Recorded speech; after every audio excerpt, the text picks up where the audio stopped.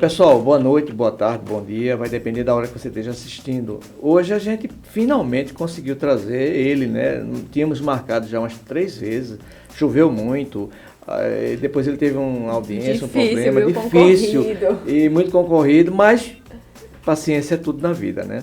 E a gente está aqui hoje com um advogado criminalista, que eu já acabei de conversar com ele, disse que ele teve uma ascensão meteórica na área, uma área extremamente concorrida, que é a advocacia, principalmente criminal. Nós temos muitos advogados aqui na região, mas ele se sobressaiu e sobressai. É procurador da Câmara também, de Vitória, e não topa toda parada. Ele não tem esse negócio de escolher cliente, não. O cliente chegou nele, ele está topando. Geralmente tem alguns advogados que escolhem cliente, ele não escolhe não. Chegou, ele está atendendo, né? É o nosso amigo, doutor Rafael Torres. Rafael. Querido Biraca, querida Gabi, eu quero inicialmente parabenizá-los pela iniciativa, tá? Uma iniciativa ímpar. Hoje está em ascensão os podcasts, mas a nossa região estava carente, e vocês, através dessa iniciativa, tenho certeza que sai na frente e que está sendo um sucesso. Eu venho acompanhando sempre as publicações de vocês, os convidados, e só quero desde já parabenizá-los, tá? Sobre o convite aqui, muito obrigado, e estou aberto aqui para que a gente possa conversar sobre o que vocês quiserem, perguntar. O pessoal aí que deve ter feito algumas perguntas. Muitas. Aberto. Eu até queria me desculpar, porque tem tanta pergunta, doutor. Foi tanta pergunta, viu? Que a gente vai fazer uma triagem e deixar algumas até para outra oportunidade, porque a gente tem um limite de 1 hora do podcast. Por quê? Porque fica muito longo, cansativo, e o pessoal não tem o hábito. Eu vejo podcast com 3 horas, é desnecessário. Bem cansativo. Então, a gente, 1 hora e pouquinho, a gente... Aí, se tiver algum tema, a gente deixa para uma próxima, um segundo momento. Vamos começar com uma pergunta. Eu vou começar logo com uma pergunta. O que é que ele trouxe para a área criminal? Que é uma área, assim, a gente sabe que é uma área meio concorrida, meio complicada. O que é que ele lhe trouxe para... Veja bem, Biraca. Quando um graduando, né, ele inicia a sua formação acadêmica, ele tem um pouco mais de afinidade por algumas disciplinas, tá? E isso aconteceu comigo. Desde que iniciei a graduação, eu fui tendo essa afinidade maior com a parte criminal, com o direito penal, com a criminologia, com o processo penal. É uma cadeira muito objetiva. Muito objetiva. Então, a partir disso foi que me surgiu a necessidade. Sempre quis advogar, sempre quis ser só advogado, e pela essa minha facilidade na compreensão e por sempre admirar grandes outros advogados criminalistas, é que me conduziu a querer advogar na área criminal, até porque o mercado hoje na advocacia, ele não permite mais advogado generalista, aquele advogado que faz tudo, é civilista, é trabalhista, é previdenciarista, tributarista. Hoje o mercado ele não são especialistas. Só especialistas. Deixa eu te fazer uma pergunta aqui que eu tinha a maior curiosidade. Você pergunta a todo criminalista, você acredita na tese de Lombroso? Acredito na tese de Lombroso. Deixa eu te contar uma coisa. Tem uma pessoa aqui em Vitória, eu não vou dizer o nome porque seria teatro. Eu disse que eu queria encontrar com o Rafael, para o Rafael identificar a teoria de Lombroso nele. Ele tem todo o aspecto, sabe? Todo o aspecto, aquele aspecto ainda de um ser em evolução. É uma pessoa incomum, nossa. É incomum. E você vê sempre, eu vejo também. E você vai, eu não vou dizer quem, mas você vai se tocar. Eu acho que no dia que Rafael botar o olho nele, Rafael vai dizer, é o que Biraca falou. Vou me recordar disso. Vai se recordar disso. Assim, eu tive um contato com um grande criminalista de Recife, que é até falecido, foi professor da universidade, eu vou me lembrar o nome dele. Ele escrevia para o meu jornal, né?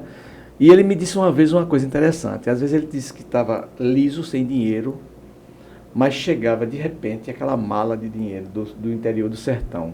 Algum crime aconteceu com esses fazendeiros ricos que procuravam ele. Vou me lembrar o nome dele. E aí ele passava o resto de 2, 3 meses folgado, né? Porque o crime tem essa vantagem. O crime, o dinheiro tem que chegar. Já outras ações, você sabe muito bem disso, você tem que esperar, é um investimento que você faz para o futuro, é uma poupança. Mas o crime tem essa vantagem, né, doutor? Tem. Advogado criminal só não ganha dinheiro, na verdade. Né? Advogado criminal é mais por amor mesmo, não ganha dinheiro em si. Mas a luta é essa, a luta é fazer justiça, buscar o ideal de justiça sempre. Deixa eu lhe fazer uma pergunta.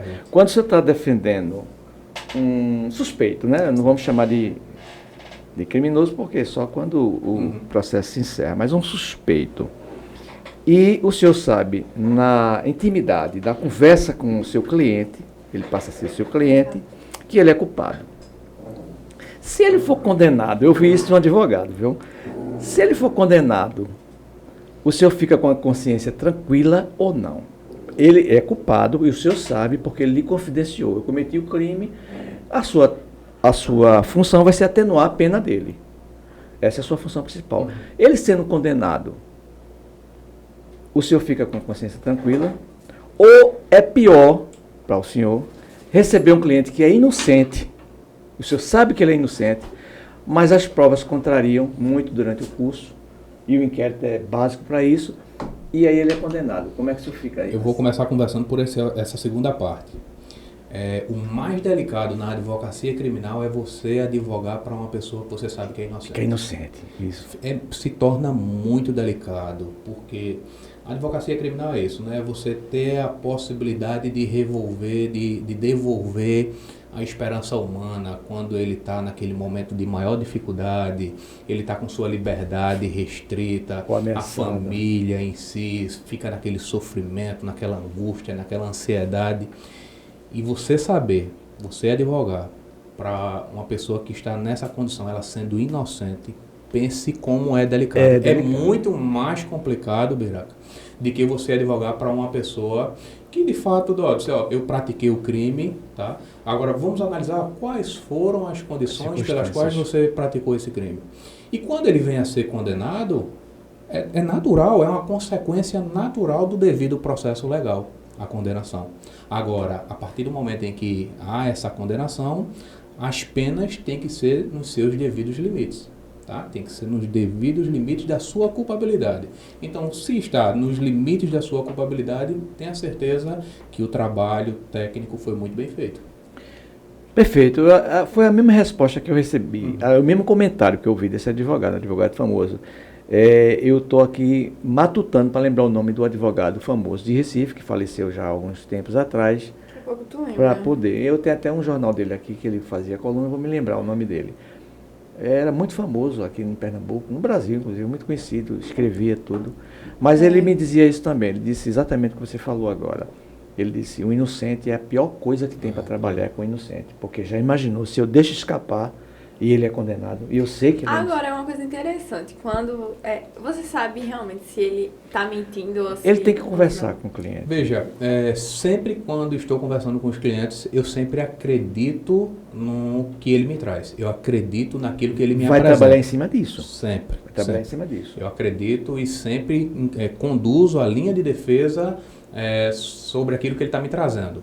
Então, eu sempre acredito muito no que o meu cliente me conta. Nesses todos aí, já teve algum que você pegou na mentira, alguma que mentiu pra você? Não, porque é o seguinte, eu sempre conduzo naquilo que ele me traz, entendeu? Sempre Se der errado, vai ser o que ele trouxe. Isso, mas sempre conduzo dessa forma. E é um grande erro, ele já sabe que não pode mentir para o advogado. O advogado tem que estar preparado para defender ele.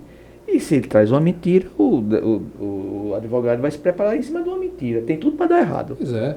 E não é sempre, por exemplo, quando uma pessoa pratica um crime, que a gente precisa saber quais foram essas condições que ela praticou esse crime. Será que foi ilegítima defesa? Então ela vai confessar que praticou o crime em si. Agora vamos ver quais foram essas condições. Se foi legítima defesa, no final ele vai ser absolvido. Exatamente. É excludente de punibilidade. Deles tudo, exatamente. O Ibirapuã falou que você está em ascendência, né? Não, tá. Muito grande, realmente está. Quantos anos você tem, Rafael? Eu tenho 33. Ele falou. Estava em off. Estava em off.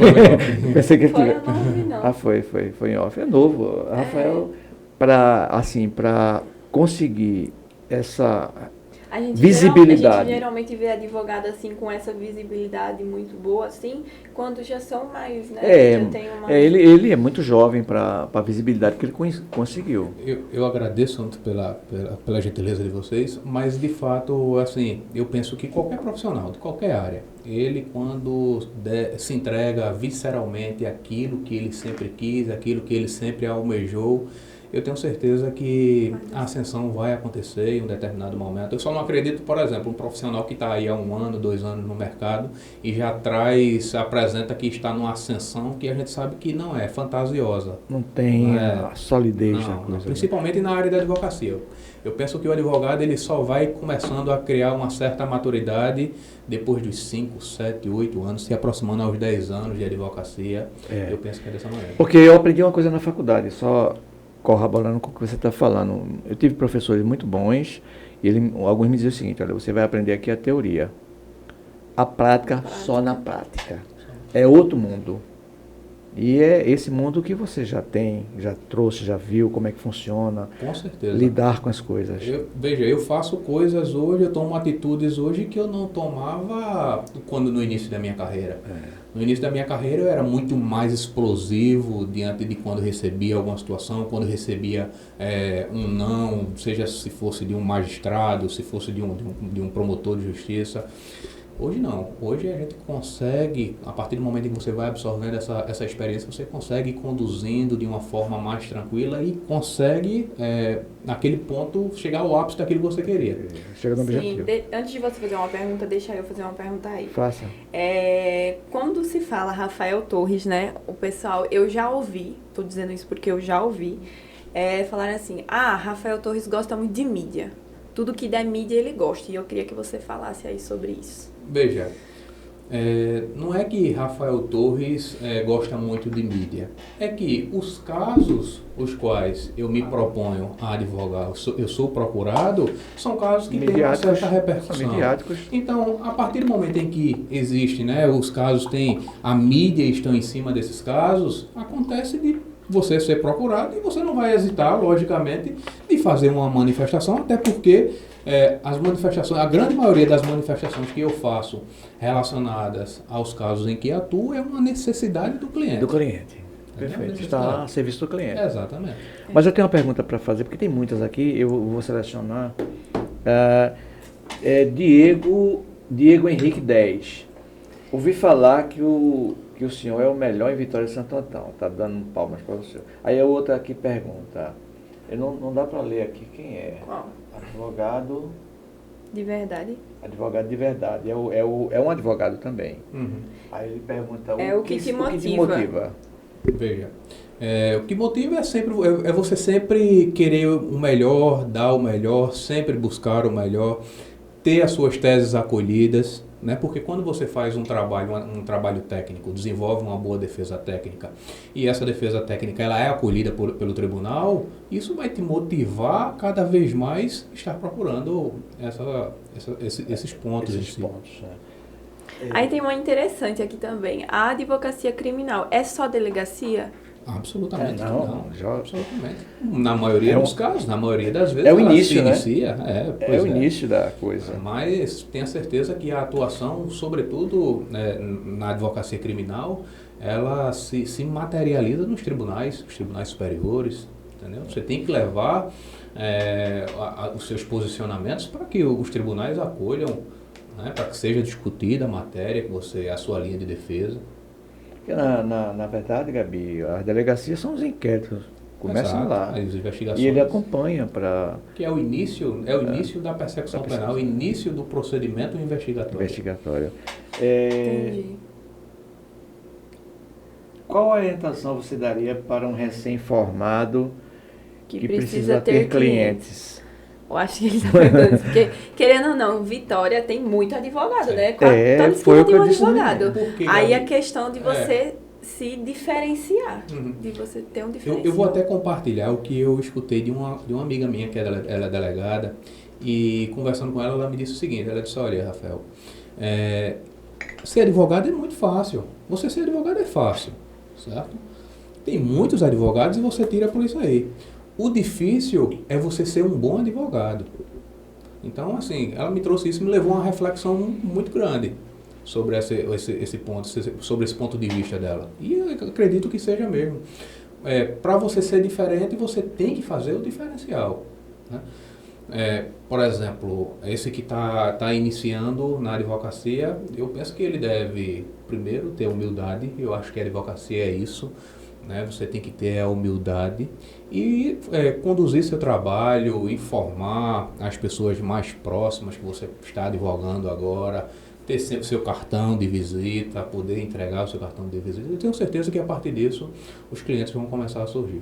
Já pegando nessa linha aí dessa pergunta, tem outra pergunta aqui que perguntou: doutor, como o senhor conseguiu o seu primeiro cliente? Eu não me recordo em específico do meu primeiro cliente, eu me recordo da minha primeira audiência. Assim que eu me formei, eu fiz a OAB, passei de imediato, e uma professora precisava, ela não estava na cidade e tinha uma audiência naquele dia. Então essa audiência foi até acessível, uma audiência no juizado. Ela liga e diz: teria como você fazer essa audiência para mim? Eu não iria dizer um não. Mas fui lá, meti a cara, não sabia onde é que o advogado da parte autora deveria sentar, porque sempre tem essa situação, né? Onde o advogado deveria sentar da parte autora, onde da parte mas sempre com a expertise, logicamente, deixei que o pessoal entrasse primeiro para saber um advogado mais experiente. Se eu já sentasse, eu já sabia que era do outro lado. Do meu lado. Então, assim, no início sempre vai ter muitas dúvidas, a falta de experiência, mas eu acredito que no dia a dia, no transcorrer das atividades, vai adquirindo essa experiência e vai conduzindo da melhor maneira possível. Bom, deixa eu pular aqui para essa aqui, amor. Ele está querendo saber, Meiriele, aliás é ela, Meiriele Sil. Ela quer saber o que é uma audiência de custódia. A audiência de custódia é quando uma pessoa ela é presa e a partir do momento em que ela tem essa prisão, né, a restrição da sua liberdade, seja porque praticou um ato em flagrante, seja porque está cumprindo um mandado de prisão, já existindo uma decisão judicial, ela precisa se submeter a essa audiência em até 24 horas para que seja atestada as condições da prisão, se sofreu tortura, se essa prisão em flagrante ela deve ser convertida em prisão preventiva, se ele deve ser colocado em liberdade. Então, o objetivo em si da prisão, da audiência de custódia é esse: analisar se os policiais, as autoridades que estavam envolvidas no evento não tiveram nenhum tipo de excesso, se eles agiram dentro dos limites. O objetivo em si da audiência de custódia é esse. E muito importante. Muito importante, Muito importante. Eu achei muito importante também. Mais para cima, amor. Aqui foi essa aqui. Ela está dizendo aqui que você é o melhor advogado, se doa com todo o seu conhecimento para seus clientes, e o melhor. Eu penso que o advogado, ele quando assume um processo, uma defesa, ele tem que se entregar visceralmente naquilo que ele faz. Então, essa entrega do profissional, eu tenho certeza que ele vai colher bons frutos. Outra pergunta aqui também, que muita gente tem essa dúvida. Acho que é a mesma que eu ia falar. O Luciano Félix. Ele pergunta o seguinte: é verdade que a pessoa só pode ser presa quando acabarem todos os recursos? Não. Existe a prisão cautelar, que é essa prisão provisória. Embora no nosso ordenamento jurídico a prisão ela só deve ser decretada na última ratio, na última hipótese. A regra no nosso ordenamento, que prevê a nossa Constituição Federal, que é a nossa lei maior, é de que a liberdade seja a regra. Excepcionalmente é a prisão. A prisão.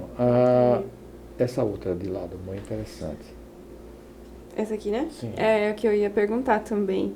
Ele mesmo fala, né, que quer muito ir para a área criminal e eu falo, não. Olha o medo dela, qual é, veja. Aí esse cara perguntou aqui o que eu ia perguntar. Advocacia criminal é uma atividade que coloca em risco a vida do advogado?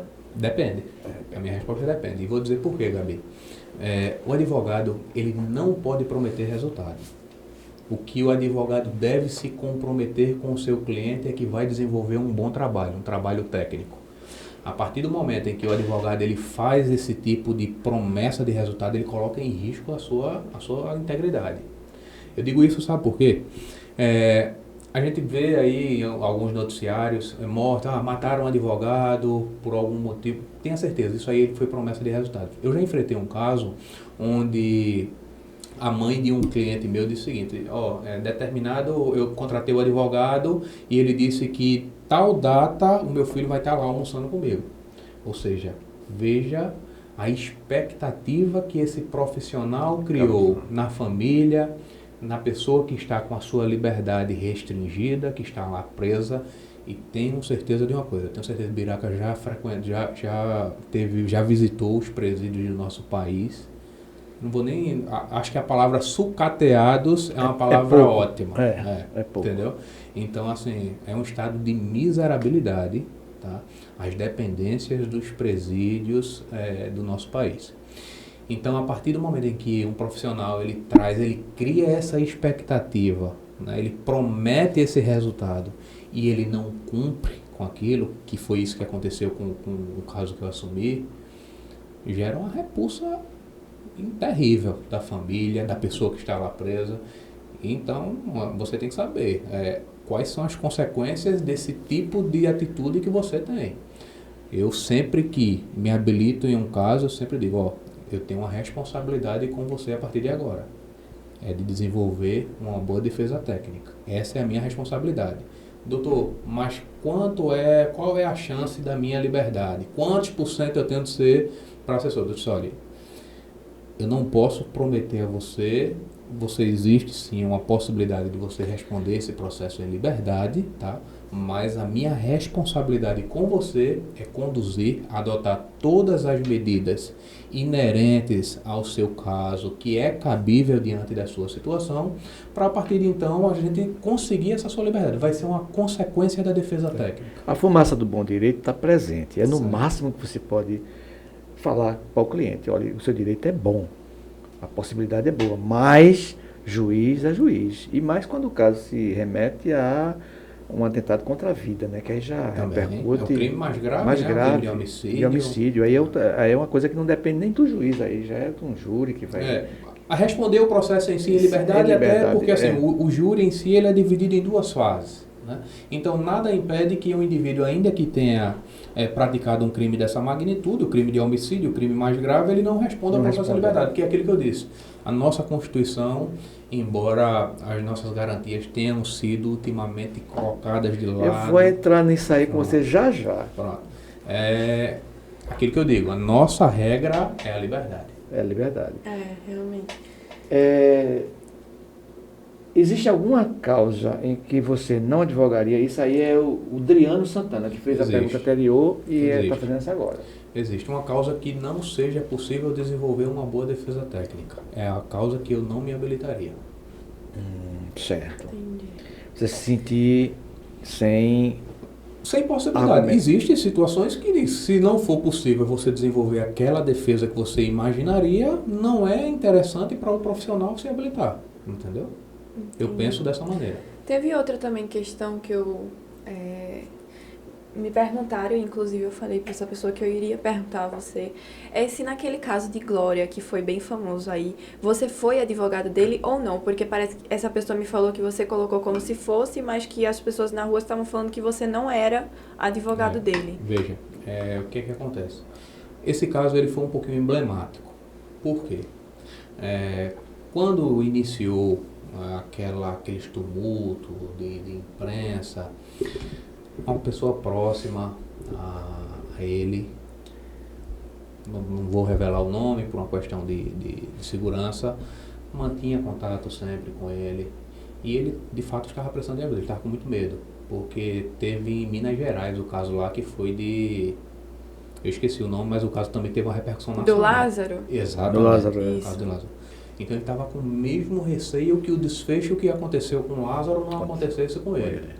Então ele vinha mantendo esse tipo de contato e disse, se você tiver uma pessoa da sua confiança, veja a possibilidade de intervir no caso para que eu possa fazer a minha apresentação, possa sair desse foco aqui. Então essa pessoa, que é uma pessoa muito querida lá na cidade, me procurou e perguntou se eu poderia ajudar. Eu disse, inicialmente eu sabia que ia haver uma repulsa social diante das circunstâncias, mas eu disse, eu vou tentar ajudar pelo menos nessa fase inicial. E que era essa fase inicial em que eu iria ajudar. Só que, nesse meio tempo, a família dele teve uma tratativa com a defensoria e com a própria autoridade policial, e no momento em que estávamos fazendo um tipo de procedimento, ele foi apresentado. Foi isso que aconteceu. Então, a partir disso, eu não participei mais do procedimento dele. Mas houve sim, houve o contato com o terceiro, ele manteve contato com esse terceiro, pediu ajuda, o terceiro falou comigo, eu me comprometi com ele. Até passei um certo tempo, um lapsozinho temporal para dizer se iria ou não me habilitar no procedimento. Mas dei a minha palavra e aí iniciei sim algumas tratativas. Mas se você me pergunta, você hoje é advogado dele, hoje eu não sou advogado dele. Entendi. Entendeu? É bom porque, né, as pessoas acham assim, e aquilo que você falou, né, que todo mundo tem direito a... Não, é um princípio fundamental do nosso ordenamento jurídico. É fundamental. Todo mundo, independente, olha, seja o crime mais grave que for, todo mundo vai ter o direito de defesa. Se ele não conseguir advogado, o juiz chama ele assim, de ofício, e nomeia ele como advogado. E aí eu tenho uma obrigatoriedade sob pena de se responder uma representação na OAB, se não aceitar. Não aceitar. Então todo mundo tem direito de defesa. Tem aqui Tassi Canejo, essa última aqui. Sim. O réu pode ser condenado com base apenas em uma confissão? Veja, essa é uma pergunta muito importante. Muito interessante essa pergunta. Nos crimes que envolvem violências sexuais, a palavra da vítima é muito importante. Se você me perguntar, a palavra da vítima, ela serve para condenar uma pessoa? Depende de alguns casos, sim. Tribunais superiores têm essa posição, se manifestam dessa forma.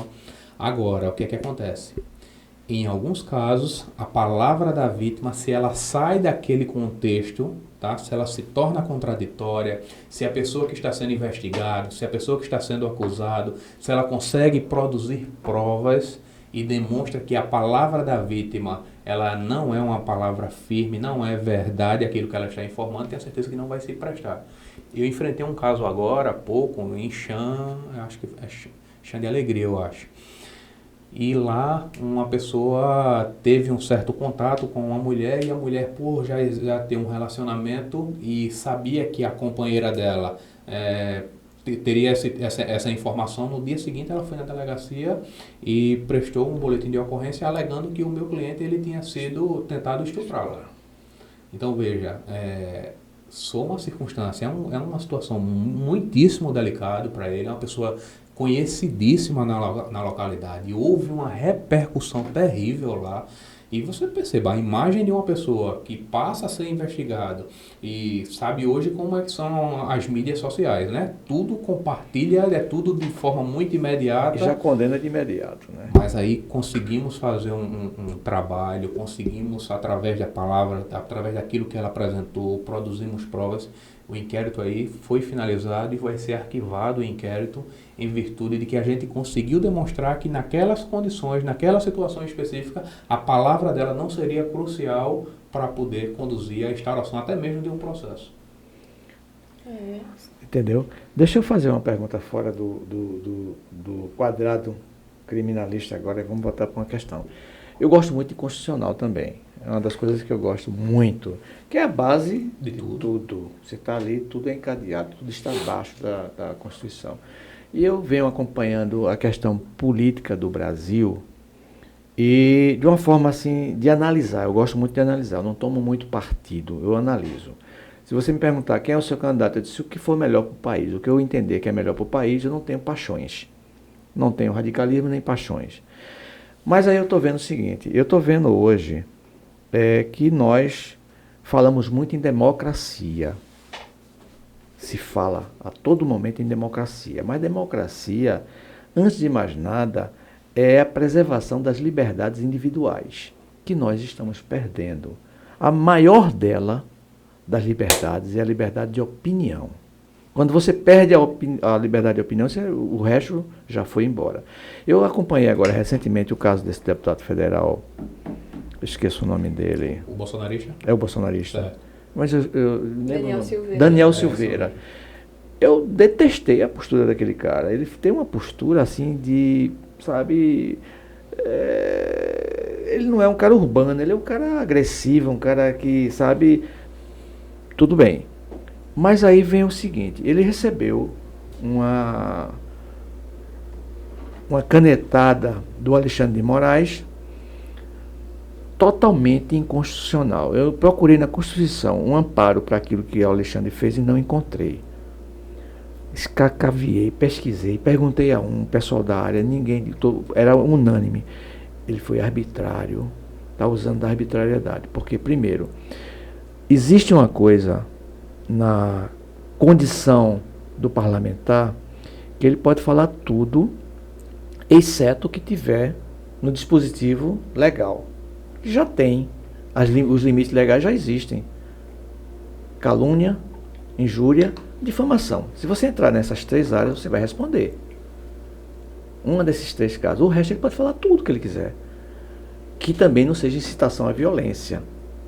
Ele quer que o STF seja banido. É um direito dele achar isso. Agora ele não pode incitar ninguém para fazer aquilo de forma violenta. Vamos fazer uma lei, vamos juntar o Congresso, começar na Câmara. Ele pode fazer esse movimento. Ele foi exatamente perseguido, foi preso de uma forma arbitrária. E o pior de tudo, você está acompanhando também, eu sei que você está acompanhando, é que existe um indulto presidencial. O indulto, ele é exclusivo do presidente e ele sana com qualquer tipo de punição advinda do ato inicial. E o Alexandre continuou querendo passar por cima disso. Eu achei aquilo uma coisa assim, sabe? Eu não concordo com o que o deputado fez. Não concordo. Eu acho que aquilo não é uma matéria para um deputado abordar da forma que ele abordou. Mas quem caberia é o quê? A Câmara Federal. A Câmara é que tem um conselho de ética que poderia chamá-lo. E eu vou só, para encerrar o meu comentário, eu vou dar um exemplo que aconteceu no nosso parlamento. Renan Calheiros era presidente do Senado. E houve umas ações contra ele, inclusive envolvendo amante, envolvendo uma série de coisas na época quando ele era presidente. E o Celso de Mello, que era então ministro do STF, decretou a saída dele como presidente do Senado e mandou entregar para ele obedecer, para ele cumprir, e ele se negou a cumprir. Ele disse o seguinte: isso é matéria da Câmara, do Senado Federal, do plenário, não do STF. Mas eu vou aguardar a resolução do pleno do STF, já que veio monocraticamente e eu não vou atender. Eu quero que o pleno se manifeste, ou seja, ele mandou um recado para o pleno do STF, que se o STF, no pleno, endossasse Celso de Mello, o Congresso, aliás, o Senado ia derrubar, que ele estava forte. Sabe o que o STF fez? O covarde do STF fez? Simplesmente desconsiderou, não levou à frente a ação monocrática de Celso de Mello. E ele ficou lá até hoje. O Bolsonaro errou muito numa questão só. Ele abriu as portas para a doença quando ele nomeou o diretor da Polícia Federal. E, sob argumentos que não existem na Constituição, o STF destituiu essa nomeação, que é uma coisa discricionária do presidente. Só o presidente pode fazer aquilo.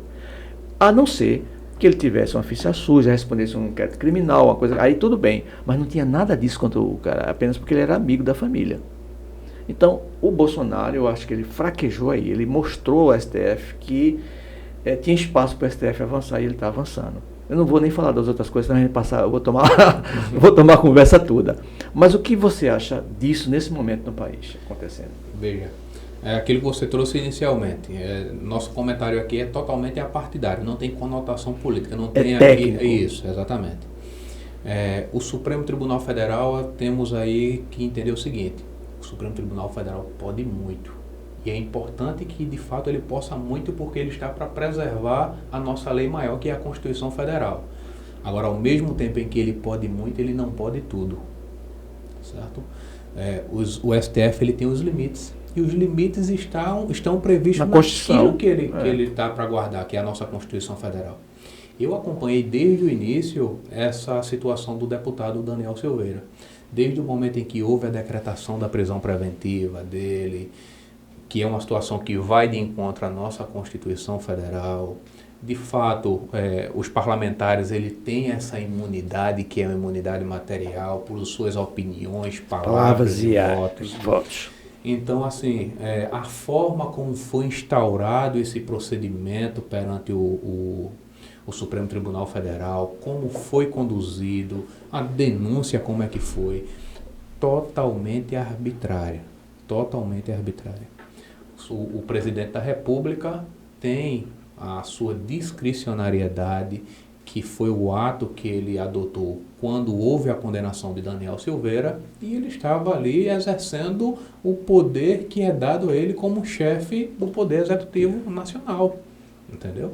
Então, assim, eu penso que o Supremo Tribunal Federal, infelizmente, ele vem sim violando demais as nossas garantias, as garantias que foram garantias aí caras para serem conquistadas, e aí a gente tem que enfrentar essa situação. E quero deixar aqui, e você pontuou uma situação muito importante, Biraca. Quando é que essa democracia ela começa a ser colocada de lado? E é justamente isso que você trouxe, quando as garantias são colocadas de lado. Eu quero deixar aqui um livro, Como as Democracias Morrem. Tá? Quem puder fazer a leitura desse livro, eu esqueci o nome do... Eu já ouvi esse título, eu não li o livro ainda, mas já ouvi esse título. E ela segue muito bem esse caminho que você trouxe. Então é justamente isso, eu acho que é uma leitura importantíssima.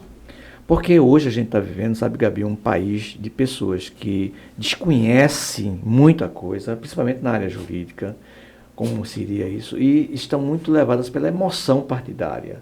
Aí querem defender um a todo custo, querem acusar outro a todo custo, e não sabe ficar neutra nessa questão, sabe? E analisar as coisas como elas são de fato. Infelizmente, né, Rafael? Essa questão, né, de saber distinguir política com politicagem. Você perceba que aqui na nossa cidade, aqui na Vitória, temos muito essa situação.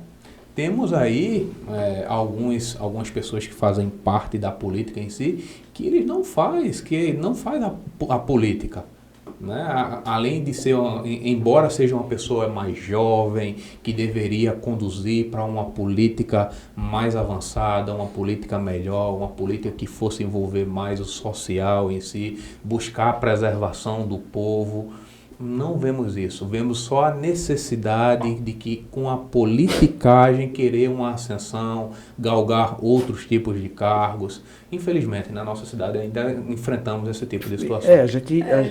Eu acho também que nessa questão que o Brapão falou, né, de grupos políticos, a gente tem muito de um lado e tem a mesma coisa do outro lado, né? São os fanáticos, são os extremistas, né, dos dois lados. A gente tem que caminhar pelo lado da coerência, do equilíbrio. Porque querendo ou não, todo mundo sabe que o Brasil hoje é dividido em dois lados. Infelizmente. Não deveria ser assim. A gente... E o que eu mais condeno, sabe, o que eu mais falo é o seguinte, sabe? Eu acho que o fanatismo não combina com política. Não, de forma alguma. É um atraso humano. Quando o Brasil mostra isso lá fora, se eu estivesse lá fora, eu estaria vendo como um país de terceiro mundo atrasado, em fase de evolução ainda primária. Porque a corrupção, ela atinge mais os países subdesenvolvidos. Eu sempre disse, o Brasil é um país ainda subdesenvolvido. É só você ver os dados, violência, corrupção altíssima, entendeu? E a questão do... Ele gostou de você, viu, Rafael? Agora começou... Ele raramente vai para um convidado, sabia? Pronto, então ele raramente. Estou sendo privilegiado aqui. Ele estava querendo conversar com você. Então, aí você vê essas coisas, né? Que o nosso Brasil, ele padece muito por essas coisas. E um dia eu estava numa audiência, não vou dizer o nome do juiz, e eu defendendo um jornal, esse nosso jornal, contra uma agressão que eu senti, que foi uma agressão, não foi uma ação contra mim, foi uma agressão contra um direito que eu tinha de me expressar. E aí o juiz estava dando uma sentença me condenando, queria me condenar, não queria ouvir a minha testemunha, ele queria excluir a minha testemunha. E eu disse, doutor, o senhor está sendo um juiz corrupto. Ele levantou, ele ficou extremamente aborrecido, ficou irritado. Você está me chamando de corrupto? Eu digo doutor. Do momento que o senhor corrompe o meu direito, o senhor é corrupto. Porque a palavra em si, doutor, tem vários significados, dependendo da aplicação dela. Eu estou aplicando que o senhor está corrompendo o meu direito, o senhor está tirando, então o senhor está sendo corrupto. Não é só quem recebe dinheiro ou favores que é corrupto. Aí ele sentou. Ele não está mais nem aqui. Ele disse, eu vou ouvir sua testemunha, já que você está tão assim. Ouça, complete o processo todo. Eu sei que o senhor já tem a sua sentença na cabeça, mas eu quero sair daqui tranquilo, como que eu fiz. Dei todos os passos que deveria dar, até porque eu vou recorrer, você sabe disso. E eu disse a ele uma coisa que eu hoje vejo que é a pura realidade. O senhor é juiz de primeira instância. E deixa eu lhe dizer uma coisa, o senhor e nada é a mesma coisa no nosso ordenamento. Sabe por quê? O senhor pode atrasar a minha vida de um cliente, meio de qualquer pessoa, mas o senhor não resolve nada. Eu vou para o tribunal, o outro vai, ganha lá, se for o caso, chega no STF, derruba e acabou. Se o meu direito for bom, a sua opinião não vai valer de nada. Eu acho até ruim isso. Eu achava até que deveria ter um valor maior uma sentença de primeira instância, mas na prática não tem. Só serve para atrasar o advogado de receber o dinheiro dele e outras coisas mais, entendeu? Mas aí eu vejo, sabe, que nós estamos, Rafael, passando por um momento que a história um dia vai focar nesse momento, vai pensar esse momento para trazer um momento histórico interessante. Gabi, quando trazem Sérgio Moro, como eu disse isso, porque vou agora fundamentar. Quando trazem Sérgio Moro como um juiz imparcial, eu faço só uma pergunta. E diga a mesma coisa que disse nisso. Juiz de primeira instância, mesmo federal, e nada é a mesma coisa. O que é que Sérgio Moro tinha de poder para condenar ninguém que fosse? Mais um líder político como ele era, se tem a segunda, terceira, tem até a quarta instância, dependendo do caso. Que não era o caso dele, que não foi matéria constitucional e nem tinha foro privilegiado na época. Mas tinha 3 instâncias, e as outras 2 instâncias não só ratificaram, como também aumentaram as penas pela imensidão de provas irrefutáveis. Né? E aí vem a pernada grande. Olha, a grande coisa que eu venho dizendo sempre, sabe, Rafael, é que a forma de acesso desses juízes transforma ele num tribunal político. E é um tribunal político. Essa situação em si de Sérgio Moro, né, foi considerado um juiz que não neutro, um juiz parcial. A Lava Jato foi uma operação muito importante para o Brasil, né? Porque aí o combate à corrupção ela é muito importante. Infelizmente, a pessoa que estava, a autoridade em si que estava conduzindo, era uma pessoa que se deixou levar por achar que tinha poder soberano, tá? Que era o ex-juiz Sérgio Moro, e a partir disso não respeitava advogados, não respeitava direitos das pessoas que estavam sendo processadas. E em virtude disso, veja o que é que culminou na anulação de vários processos, certo? E essa anulação não se deu por uma questão política. Muitas pessoas falam, é por uma questão política, mas não é. Existe um devido processo legal, e esse devido processo legal ele deve ser seguido, certo? Então, assim, a partir do momento em que há essa violação, tenham certeza que isso vai culminar lá nos tribunais superiores. A condução coercitiva de Lula foi totalmente arbitrária. E agora o Supremo já determinou que não é cabível condução coercitiva. Não pode. Não pode. E ele fez, assim, uma série de coisas. Agora, no nosso ordenamento, quem vale mesmo, quem dá a palavra final é o STF, o STJ nesse caso. O STF, assim, a palavra final pode se recorrer para o STF, Supremo Tribunal Federal. Se for questão constitucional, isso. Mas aí não se discute lá mais o mérito da questão, não vai se discutir mérito. O mérito se discute, mas é só de direito. Então, o mérito já foi discutido. Acabou-se. Ele foi condenado e acabou. Aí deram uma pernada, né? Por exemplo, você pode ter uma convicção moral sobre as questões que envolviam, as acusações que envolviam o ex-presidente Lula. Né? Por exemplo, tem um caso que ele estava sendo acusado de que o sítio não era dele, a linha de defesa era essa, não, existe uma negativa, o sítio não era seu. Mas aí ele faz uma narrativa na hora de dizer, não, o meu sítio, e acho que isso aí teve uma repercussão nacional quando ele trouxe esse tipo de informação. Moralmente falando, você pode pensar, não, ele é uma pessoa que fez atos que são ilegais. Você pode pensar na condição de cidadão, né? Agora, juridicamente falando, hoje ele não é condenado, entendeu? O processo dele foi anulado.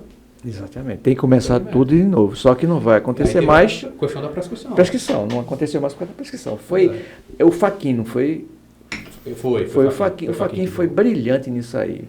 Ele pegou, ele foi um excelente advogado de defesa, porque ele pegou. Mas é aquela questão dos tribunais. Os tribunais deveriam ser, os superiores deveriam ser paritários, devia considerar grupos de interesses mais técnicos, OAB, não ser só indicação presidencial. Porque cada um que chega, né, Rafael, bota os seus grupos lá dentro. Eu não vou indicar por exemplo, eu não sabia disso, estudando um pouco a Constituição, foi que eu vi que Barata Ribeiro, na década de 30, foi nomeado ministro do Supremo Tribunal Federal e era médico, nunca foi advogado, nunca leu uma página. E outra coisa maior que a Constituição fala, qualquer cidadão pode ser ministro do Supremo Tribunal Federal, desde que passe pela sabatina do Senado e seja nomeado. Tem um notório saber jurídico, acabou. Não precisa ter frequentado faculdade nenhuma, não. Entendeu? Então, veja... Discutir uma situação, né, jurídica, uma situação de extrema importância, uma pessoa que não é da área. Eu acho que isso é uma falha tremenda da Constituição. Eu penso que deveria ser modificado. Modificado. E outra coisa, eu admito muito que tem muita gente sabendo jurídico que não foi juiz. Eu admito isso. Existem pessoas brilhantes que são juristas aí, que nunca foram juízes. Mas eu acho que um dos requisitos é que você tenha hábitos com julgamentos. Ali é julgamento. É análise de julgamento. Análise de julgamento. Então, que deveria haver pelo menos essa prerrogativa para você chegar lá. Tinha que ser juiz, tinha que ter tido um certo nível, ter sido um desembargador, que viesse como carreira até chegar lá. Aí seria um tribunal técnico. Mas os tribunais, não é só o Brasil não, os Estados Unidos também é parecido com o Brasil nesse aspecto também. Aí o poder central, o poder político não deixa esse poder fugir. Mas só que é a pior ditadura que existe, a pior delas, é a togada. Temos aqui no nosso país o ativismo judicial, que é o Supremo Tribunal Federal se colocando a todo momento na situação, na condição de se avorando na competência do Legislativo, legislando. E o Supremo Tribunal Federal não é órgão para isso. Né? Então isso aí se chama o ativismo judicial. Veja que teve a situação da criminalização da homofobia.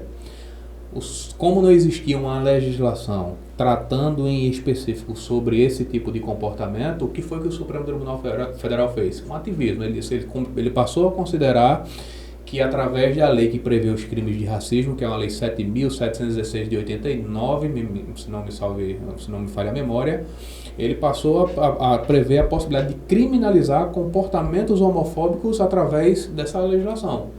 Passou por quê? E alegou o quê? Disse, como o Legislativo teve todo esse tempo para poder criar uma legislação para criminalizar esse tipo de comportamento, não fez, estamos estabelecendo aqui agora. E não pode isso. Não pode. Né? A separação de poderes, ela deve ser respeitada. Eles não foram... o órgão não existe para criar leis, para interpretar e preservar o respeito a essas leis. E eles têm que começar a dar um exemplo. O entendimento só é válido, entendimento, quando a lei deixa brechas para isso. Exatamente. Ela não deixou brecha, ela foi taxativa, ela foi pontual com aquilo. Não tem o que o juiz... Não, eu acho, eu penso, meu entendimento nada. A gente sabe que a legislação brasileira deixa muita lacuna. E assim, nesses pontos em que os juristas ele deve se apegar, né? A exegese, né? A interpretação em si, é que vai conduzir a possibilidade de fazer a interpretação da legislação, que deve ser assim mesmo. Exatamente. Eu acredito muito, sabe, que a gente, depois dessa passagem, dessa campanha eleitoral que a gente está aí por vir, e de todas as suas consequências, que vamos ver muitas coisas aí daqui para lá, eu fico até com medo de algumas coisas, não quero nem falar nisso, mas eu vejo possibilidades. A gente vai poder refazer um pouco esse país a nível de... Eu não digo nem Constituição, a questão não é nem Constituição, porque a Constituição existe e não estão obedecendo. Em reação aos poderes, né? Que relação aos poderes. É o Senado, você vê o exemplo. O Senado é quem poderia estar fazendo essa investigação, está tomando as medidas necessárias contra excessos. Com certeza. Mas o Senado, se você não sabe, são 81, se você sabe, são 81, 32 respondem a processos que estão na mão dos senadores, dos ministros supremos, 32, esse número. E tem até crime de morte envolvendo ali. Tem até crime de morte. Homicídio. Não só homicídio, só tem crime do colarinho branco, não, como a gente costuma dizer. Tem crime de morte ali no meio. Como ele tem foro privilegiado, o Supremo está analisando, está avaliando essa questão. Então, essa casa não tem poder moral e nem político para exercer a sua função contra quem quer que seja no Supremo Tribunal Federal. Está amarrado. Um deles é o presidente do Senado Federal. Entendeu? Só para você entender como funciona o esquema. E, gente, hoje eu tô perdida, porque 2 advogados aqui. Não, mas a dois intenção... advogados aqui. Olha, minha gente, cuidado quando vocês forem casar, namorar com advogado. Meu Deus do céu. Eles têm argumento pra tudo. Não é argumento. A gente tem tese. Argumento pra tudo, Olha, viu? o doutor já falou bem aí que ele não pega causas aonde ele não possa desenvolver uma tese boa, uma defesa técnica. A defesa técnica boa para aquilo. E a gente não casa também com quem a gente também não possa convencer das coisas. Não é, doutor? Eu vou casar com uma pessoa que eu não posso ser ouvido por ela, ser entendido por ela. Eu não posso. Aí é um problema. Eu vou até voltar em um assunto que Gabi fez a pergunta, essa situação de casos aí de repercussão. Gera uma repulsa social, muita gente fica chateado quando você assume um caso de ter uma repercussão. Eu tive agora, eu estou advogando agora num caso que teve uma certa repercussão que envolveu também violência sexual aqui na cidade da Vitória de Santo Antão. E tenho certeza, muita gente manda mensagem para mim, xingando, falando várias coisas, vários comentários. Eu tenho pessoas do meu círculo de amizade que ouve comentários sobre mim, sobre essa situação em si. Mas... É aquela expressão que o pessoal usa, advogado de bandido. Né? Pois é. Como se bandido não pudesse ter um advogado. Pode, gente, pode não é poder não. Ele tem que ter, é um direito que tem que ser preservado, senão o processo nem segue, não tem nem sequência na coisa. E eu estava vendo aqui que você também é procurador. Sou procurador da Câmara aqui da Vitória de Santo Antão.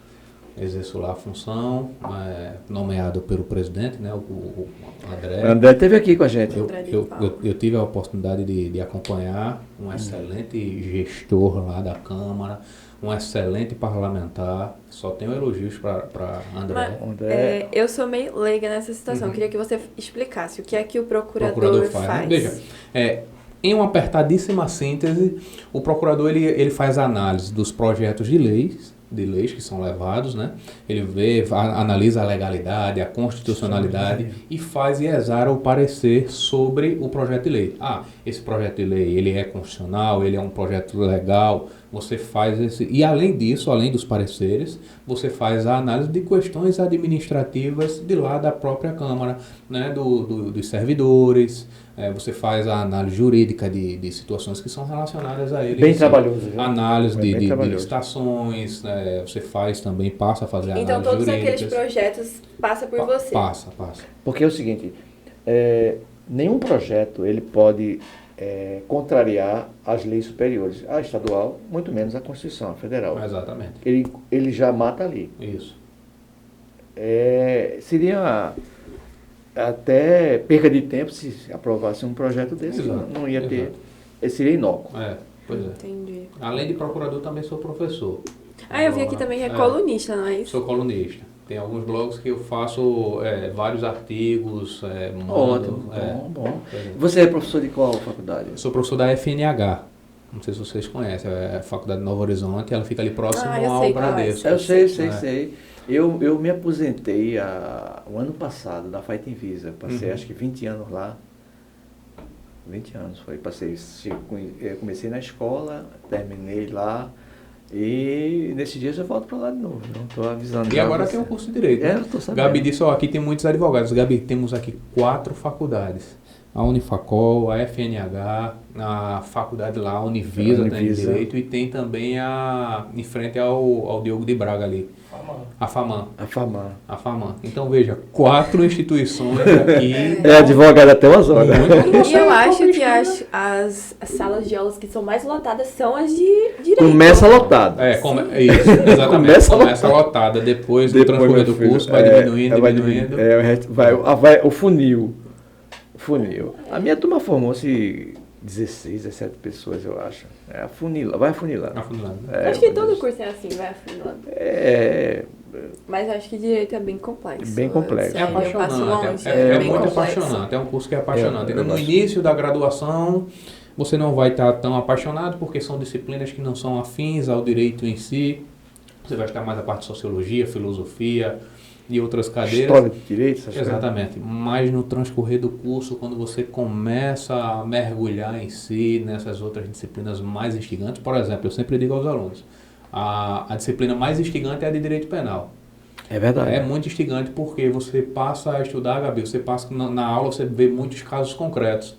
E isso aí vai gerando muita curiosidade, muita dúvida. É diferente de quando você vai estudar, por exemplo, tributário.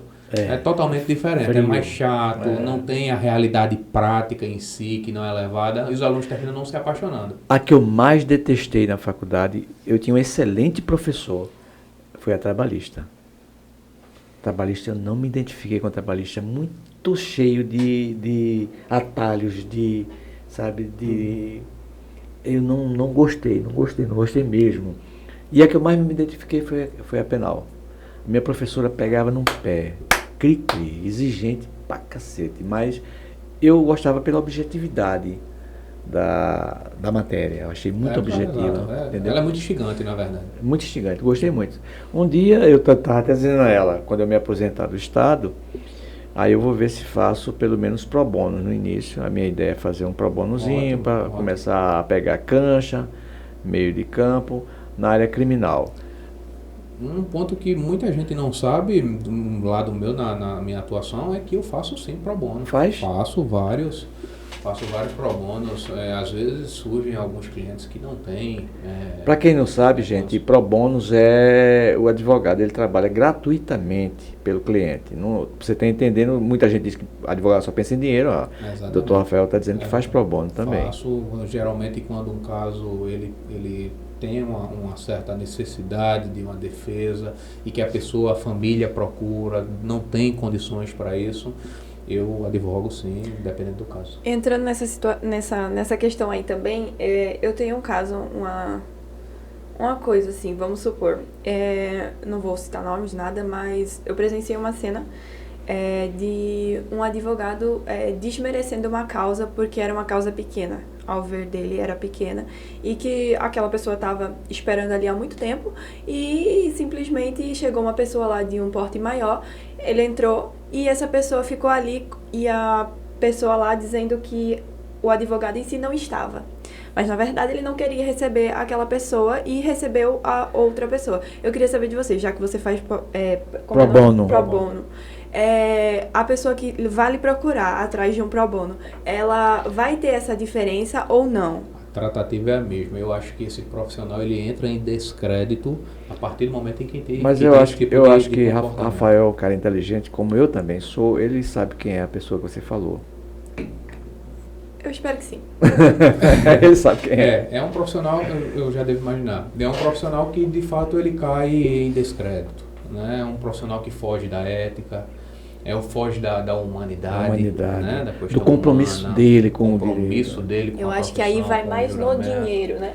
Só no dinheiro. Por isso que eu digo, o advogado criminal, ele muito além de questão financeira, ele pensa muito na questão humanitária em si, né? No estado em que a pessoa se encontra. Eu acho que o advogado ele deve sempre, não digo só advogado criminal não, mas todo o advogado de qualquer seara, de qualquer área, ele deve pensar dessa forma, o lado humanitário em si, né? Saber porque, olha, todas as vezes em que uma pessoa ela vai procurar um advogado é porque ela está numa situação desconfortável. Seja porque ela está com um patrimônio próximo de perder seu bem, seu patrimônio, seja porque a sua liberdade está próxima de ser restringida, ou então já foi restringida. Então você tem que ter esse lado humanitário sempre muito aceso. Doutor, vamos ver aí o Instagram. Você acredita que fez 1 hora que a gente está conversando? Já faz? Ele me avisou agora, eu disse, voei. Voei, né? Vamos ver o Instagram do Dr. Rafael Torres. Aquele ali é Bassan? É Bassan. Ele teve hoje com o Bassan. Ontem eu estava no programa de rádio. Eu não vi o programa de rádio, mas vi a foto que você postou. Ele emagreceu bastante, não foi? Muito, emagreceu bastante.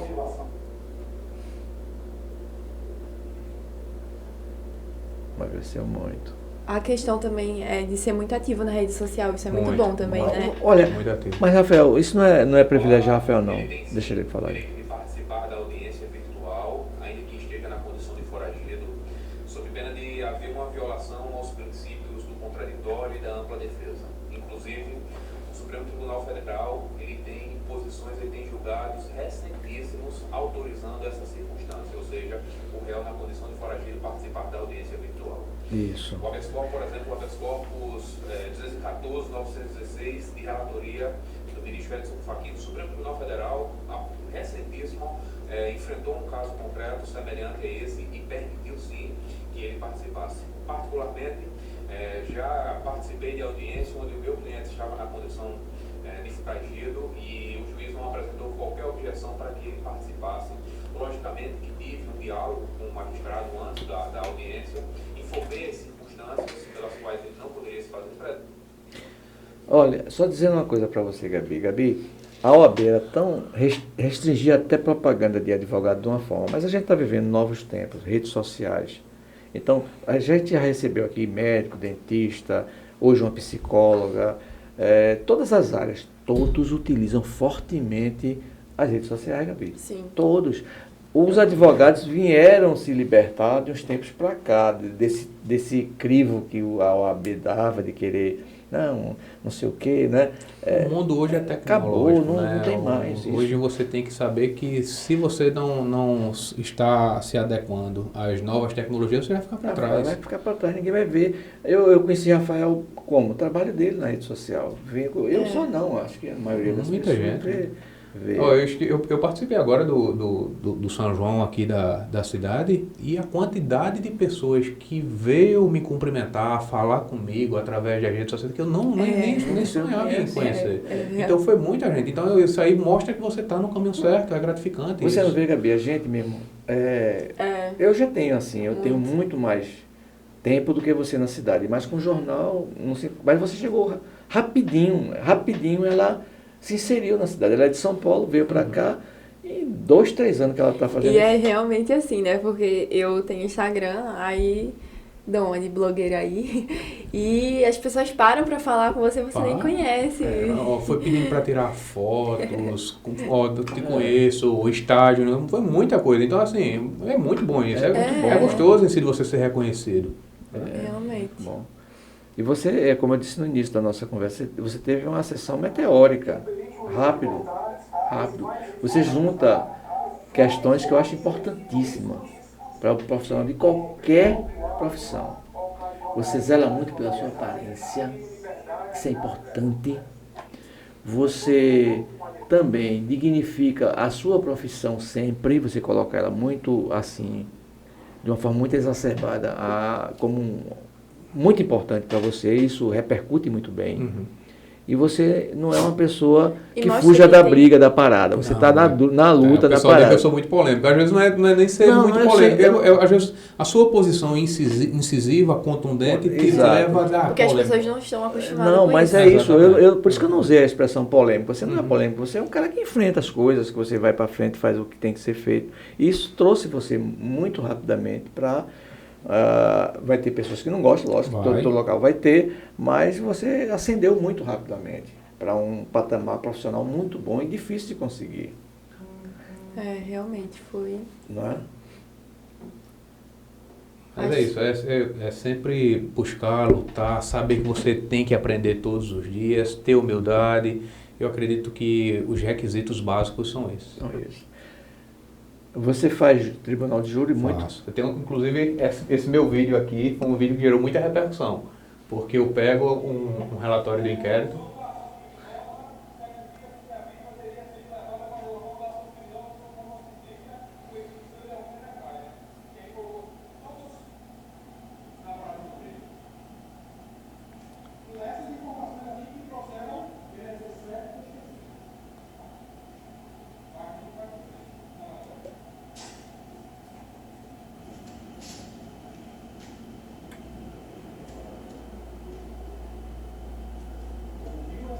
Quem estava presidindo esse fórum? Doutor Atan.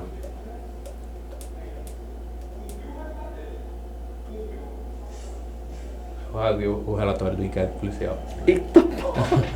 Esse relatório de inquérito não serve para mais nada do que isso.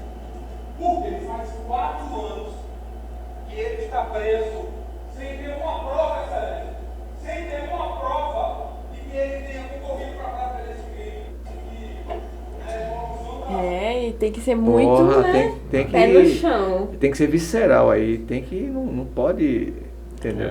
Isso. Sobral Pinto foi um grande jurista, um grande advogado, ele sempre dizia, o jargão dele é que a advocacia não é profissão para covardes. Exatamente. E não é mesmo.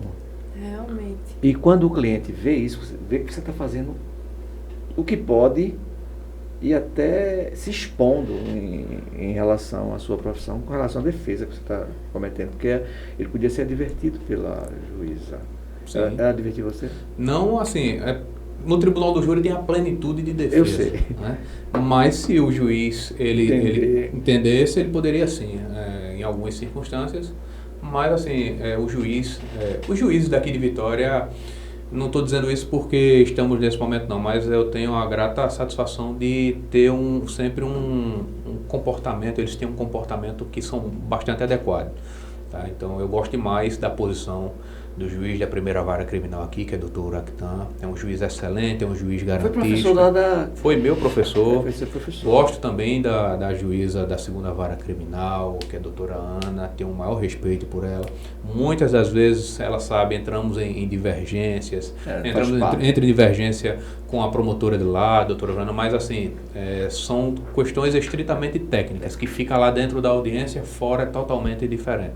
E eu tenho muito respeito pelo judiciário em si e em especial pelos juízes da comarca aqui da Vitória de Santo Antão. Bom saber disso, é bom saber disso. Você ter esse bom relacionamento é importante, ter o respeito, a divergência faz parte. Muito. Faz parte. Faz parte. Principalmente com o Ministério Público, ele está de um lado, a gente está do outro. Exatamente. A gente vai ter que peitar ter a noção que o Ministério Público, quando oferece uma denúncia, ele não está oferecendo uma denúncia para no final a pessoa que está sendo processada ser absolvida, não. Ele está oferecendo a denúncia.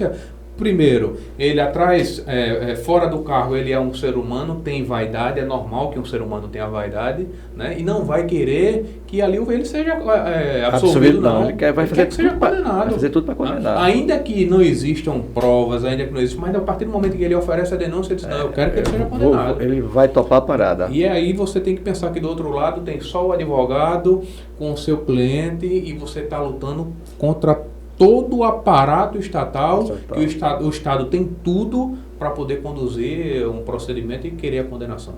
E lembrar você que o Ministério Público não é órgão de justiça, é órgão de apoio.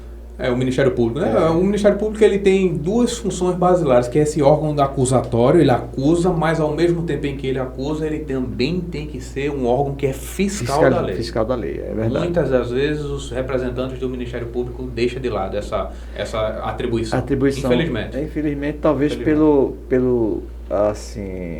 custo, você entende, né? Aí eles... Deixa a coisa seguir, mas vamos embora.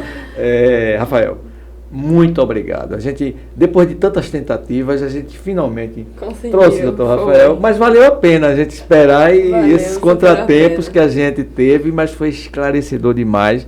Respondendo todas as perguntas não, viu? Eu sabia que não ia dar. Mas numa próxima oportunidade que vai acontecer, sem dúvida, aí a gente começa a colocar mais perguntas, porque tem muita coisa Falar também. sobre algum tema específico, Mês específico, também. é bom uma coisa mais, né? É. A gente traz Rafael já sabe o caminho, né? Já aprendeu o caminho. Olha, houveram aí, né? Tivemos esses contratempos, chuva, agenda.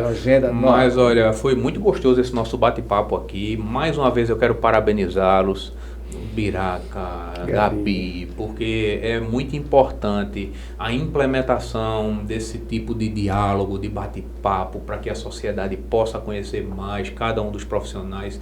Eu venho aqui acompanhando, vejo que vocês estão aí trazendo várias pessoas de vários setores, vários empreendedores. O pessoal passa a conhecer mais o profissional. Então vocês estão de parabéns por essa iniciativa. Eu me coloco aqui à disposição para que em outras oportunidades, já estou aqui me autoconvidando. Já está na pauta. Para que em outras oportunidades possamos estar aqui conversando, debatendo sobre temas específicos, sobre o que for preciso. Pode ter certeza. E você conquistou uma pessoa aqui. Então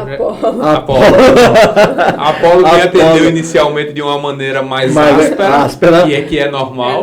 Mas aí depois ele estava ouvindo você falar aqui, aí já chegou junto de você, tá vendo? Quando ele aprova... Pronto. Então, beleza. Eu estou à disposição. Quero também agradecer ao colega que está aqui, né? Bruno, né? Bruno é o da técnica. Pronto, é da nosso, técnica aí. É o nosso... também, a mulher advogada. A mulher advogada também. Já sabe, então. Já né? sabe. Em casa já conhece. Então ele já sabe que não tem argumento. Eu só disse que eu só não me quero mais me relacionar com advogada. Porque pensa que fica dois advogados de outra área. De outra área. Isso aí eu concordo com você plenamente. Tem que ser, por isso que você é fisioterapeuta. Você é da área de saúde, inclusive, tem nada a ver. Influência, né? Influência também. Influência. Mas eu ia até comentar isso com você, que você é criminal também, só que o meu criminal, ele vai mais pra dentro ali, ó, da ceninha do crime. Quero fazer curso de direito criminal. Ela gosta muito demais. Ali dentro. Ela assiste direto esses casos famosos de crimes. Quando eu chego, ela tá lá na televisão assistindo São Paulo, não sei quem. Eu só assisto isso. Meu Deus do céu. Eu gosto muito. Às vezes tem julgamentos que é muito importante, que agora está sendo transmitido pelo YouTube. Sim. Importante que eu assisti foi o da Tamarineira. Adorei ótimo. Eu assisti muito todo bom. ainda. Todo muito bom. Ela senta ali, ela esquece do tempo. Eu na academia e tava aqui assistindo. Como que é o nome da juíza? Doutora Fernanda. Ela esquece. Que fez o da Tamarineira. Muito sabe de todos os detalhes. É bom que ela passa para mim depois, que eu não tenho tempo de trabalhar o dia todo. Rafael, muito obrigada. Obrigado, Rafael. E é isso aí, pessoal. Se inscreva no nosso canal, VitóriaCast, no YouTube. É só você colocar lá, VitóriaCast, que já vai aparecer. E cliquem no sininho de notificação. Toda terça e sexta tem episódio novo. E se inscrevam também, sigam o nosso Instagram, @VitóriaCastPE, minha gente. E é isso aí, agradecendo novamente pelos 2.000 seguidores. 2.000, gente, poucos dias, viu? Poucos dias, 2.000 seguidores no Instagram. Foi. Isso é excelente. Muito importante pra gente. A gente tem como é que se chama? Aqueles postzinhos que a gente faz das pessoas que vêm aqui. Os rios. Tem rio com 15 mil visualizações. Sim. Poucos dias. Isso é muito importante. Eu vejo vocês compartilhando, curtindo. Ajudem aí a gente, pra gente começar a expandir cada vez mais essa nossa divulgação, viu, gente? E é isso aí. Até o próximo episódio. Um abração, pessoal.